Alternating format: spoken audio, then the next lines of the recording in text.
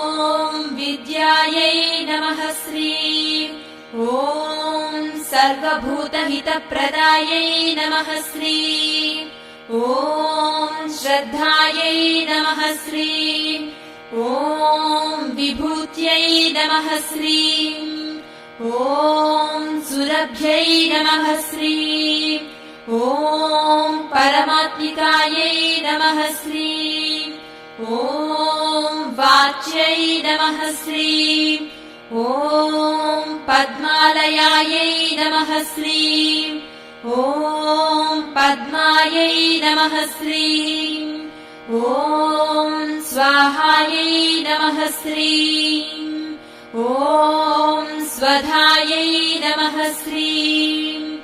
ॐ सुधायै नमः श्रीं ॐ धन्यायै नमः श्रीं